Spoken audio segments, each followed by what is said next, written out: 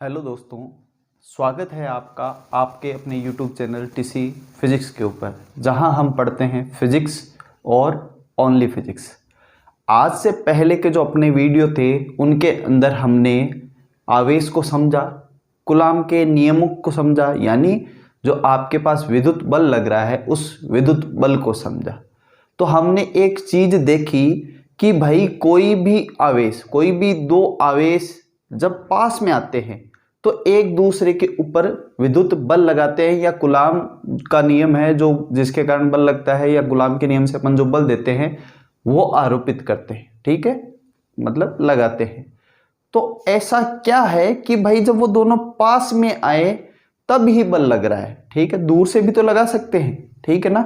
पर ऐसा क्या होता है कि एक फिक्स डिस्टेंस होती है जिसके पास आने के बाद में ही बल लगता है। ठीक है दोस्तों, तो इसका जवाब है विद्युत क्षेत्र या इलेक्ट्रिक फील्ड। हर आवेश के पास, कोई सा भी आवेश हो, चाहे छोटा आवेश हो चाहे बड़ा आवेश हो, सबके पास अपना अपना इलेक्ट्रिक फील्ड होता है।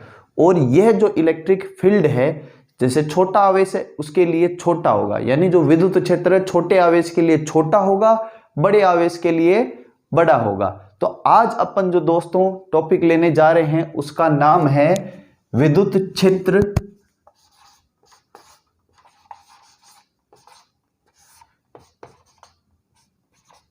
या इलेक्ट्रिक फील्ड, इंग्लिश में इलेक्ट्रिक फील्ड।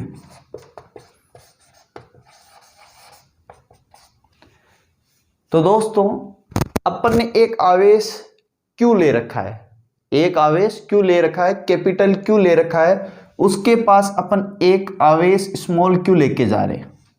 ठीक है, उसके पास जैसे ही अपन लेके जाएंगे तो इसके पास भी कोई फील्ड होगा अपना छोटा सा, कोई दिक्कत वाली बात नहीं है। इसके पास, क्योंकि ये बड़ा आवेश ले रखा है हमने, जब ये इसके पास जाएगा तो ये इस क्षेत्र के अंदर, माना वो डिस्टेंस है कि r, यहां से यहां की दूरी, यहां पे वो आवेश है प्लस q, यहां पे अपन स्मॉल q आवेश लेके आए। जब ये यहां पे आता है तो यहां पे इस r दूरी के ऊपर आपके पास क्या बनता है, कूलॉम बल लगता है। किस पे? छोटे वाले आवेश के ऊपर।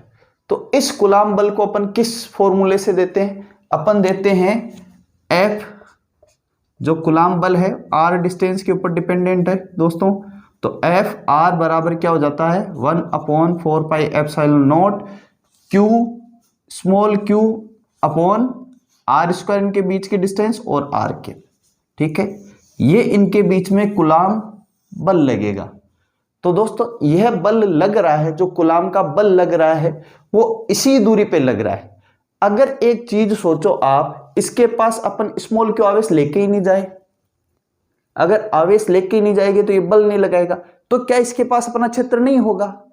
होगा, इसके पास अपना क्षेत्र होगा, और उस क्षेत्र को अपन बोलेंगे विद्युत क्षेत्र, और उसका मान जो अपने पास आएगा वो आएगा E वेक्टर। विद्युत क्षेत्र को अपन E से डिनोट करेंगे, और सदिश सी होती है ये। E वेक्टर बराबर होता है 1/4πε0 कैपिटल Q, क्योंकि बड़े वाले Q के कारण देख रहे हैं, तो capital Q upon r square r के। ठीक है दोस्तों, तो ये होगा आपके पास विद्युत क्षेत्र का फॉर्मूला। मतलब जब भी कोई आवेश आएगा इससे गुणा होगा और उसके ऊपर ये बल लग जाएगा। ठीक है, इसका जो SI मात्रक होता है, SI यूनिट होती है, वो होती है न्यूटन अपॉन कूलॉम। क्या होती है? Newton upon Coulomb. तो दोस्तों यहां से अपने को इन दोनों फॉर्मूलों को अपन कंपैरिजन करें, एक और दो, इक्वेशन 1 और 2 को कंपेयर करें,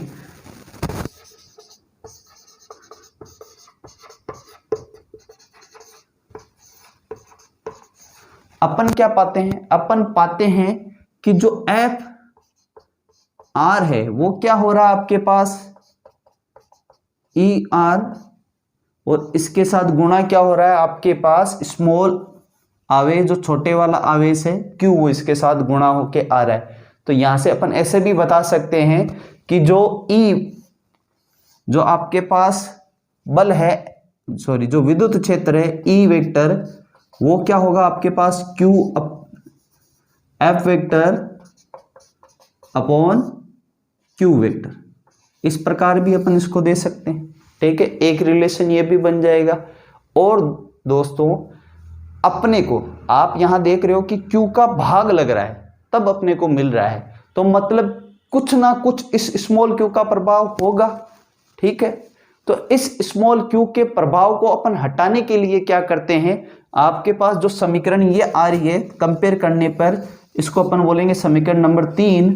और इस समीकरण 3 के अंदर अगर अपन इस q का मान, या जो अपने पास आगे समीकरण आ रही है उसके अंदर जो स्मॉल q है उसको अपन 1 यूनिट ले लें, यानी एकांक ले लें।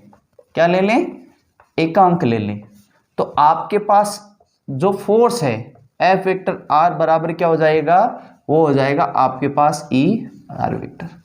तो यहां से अपने को एक छोटी सी चीज समझ में आ रही है दोस्तों कि जो छोटे वाला आवेश है वो जितना छोटा होगा अपने को उतना ही ज्यादा इसके विद्युत क्षेत्र के बारे में जानकारी मिलेगी।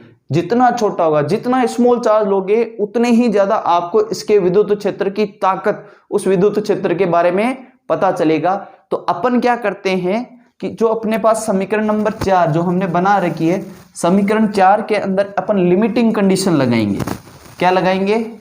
लिमिटिंग कंडीशन लगाएंगे और अपन बताएंगे कि जो ई आर है वो हो जाएगा लिमिट Q टेंड्स टू 0, मतलब 0 नहीं होगा, 0 की तरफ अग्रसर है, बहुत छोटा है, ठीक है।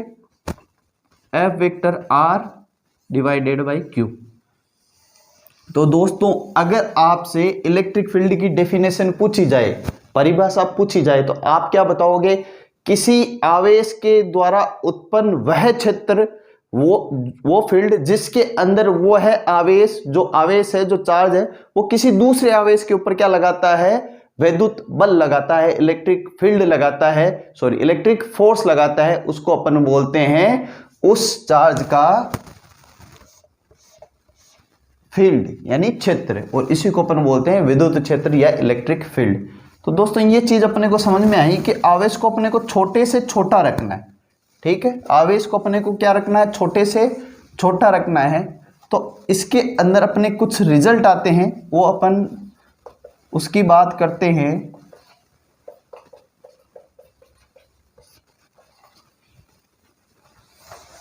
तो अपने पास रिजल्ट क्या आएगा कि भाई सबसे पहले आपके पास जो अपन ये चीजें देखी, अपन ने कैलकुलेशन देखी है, उसके हिसाब से आपके पास क्या होना चाहिए कि भाई इस Q का मान क्या होना चाहिए?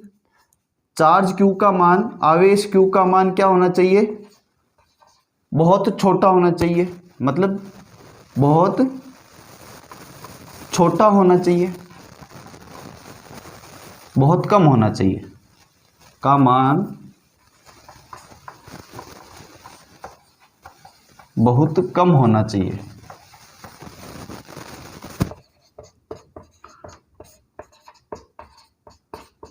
ठीक है।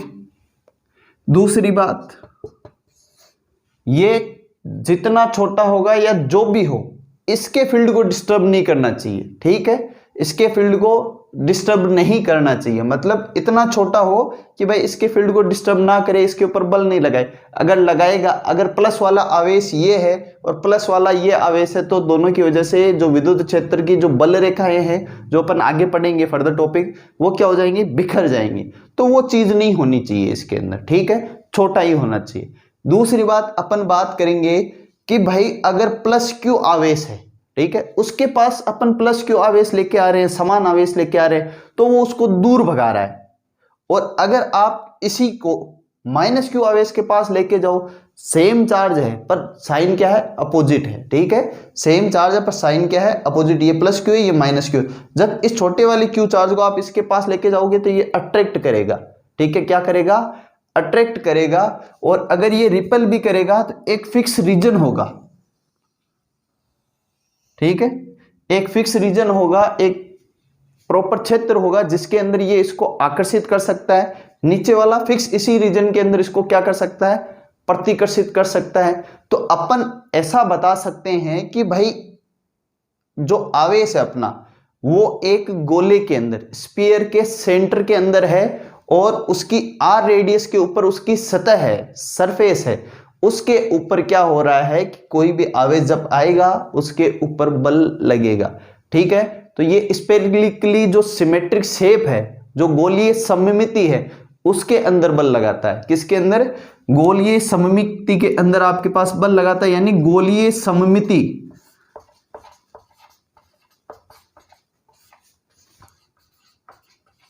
स्फेरिकल सिमेट्रिक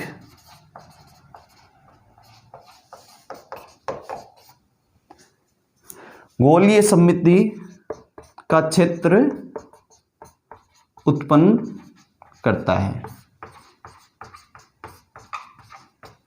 ठीक है दोस्तों, और इस प्रकार से आप देख सकते हैं कि भाई प्लस क्यू के अंदर आवेश के ऊपर जो बल लगेगा, अगर ये वाला आवेश भी अगर धनावेश है, दोनों धनावेश है, तो प्रतिकर्षित करेगा किस पे? इस गोले की सतह पे कहीं पे भी चला जाए वहां से क्या करेगा? प्रतिकर्षित करेगा। और अगर अपन तीसरा पॉइंट बना के लिखना चाहिए, जो आप अपने नोट्स में लिख लेना कि भाई अगर इसको क्यू को अपन पास में लाएं, किसके? माइनस क्यू के। ठीक है, तो वो उसको क्या करेगा? आकर्षित करेगा। कब करेगा? इस गोलीय सममिति, इसके चारों तरफ अपन गोला मान लेते हैं, इस गोलीय सममिति की जो रेडियस है r, उसके ऊपर सतह पे कहीं पे भी आ जाए उसके पास, इसको इसके बाद इसको क्या कर लेगा? अंदर खींच लेगा। तो दोस्तों आज का जो वीडियो है अपन यही समाप्त करते हैं, और आप स्वस्थ रहिए, मस्त रहिए, और अपने वीडियो को देखते रहिए और फिजिक्स स्ट्रॉन्ग करते रहिए। धन्यवाद।